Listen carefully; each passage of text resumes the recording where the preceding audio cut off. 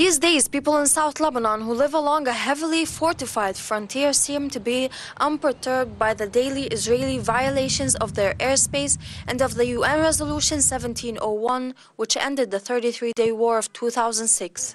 This comes as Israel and Lebanon are still technically at war, and earlier this year 2 Lebanese soldiers, a Lebanese journalist and an Israeli officer were killed in an exchange of fire over removing trees along the Blue Line. People here say the Israeli fear factor is no longer there.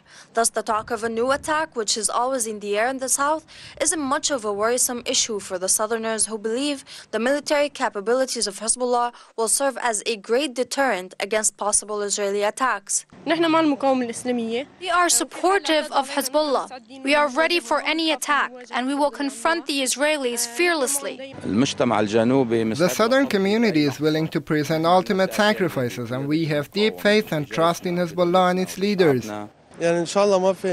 We've just come out of Ashura, the school of martyrdom, sacrifice and bravery. We are certain that victory is in our horizon, so we've got no fears because we will not be defeated. However, experts believe a future attack by Israel is just a matter of time, as Israel needs to restore the morale of its people despite Hezbollah's readiness to take on another round of fighting.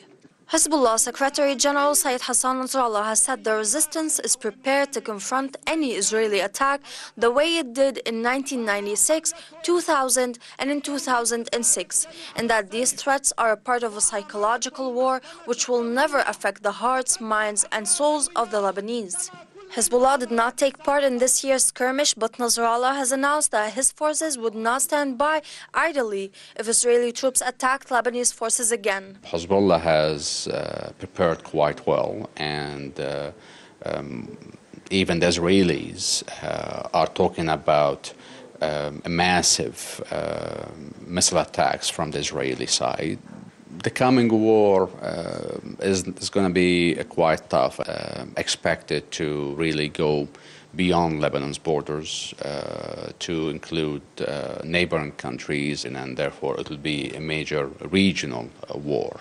Former Israeli military intelligence chief Amos Yadlin has said the next attack is meant to destroy Hezbollah, whose missiles can now hit targets as far as Tel Aviv. An Israeli chief of staff, Gabi Ashkenazi, has said in any future confrontation, a complete evacuation of the Israeli settlements is expected. The residents of South Lebanon have lost loved ones, homes and businesses because of conflict with Israel. However, they could not be more supportive of Hezbollah, whom they say is their front line of defense against Israel, whose daily actions and statements are ironically enhancing the support. Altaf Ahmed, Press TV, South Lebanon.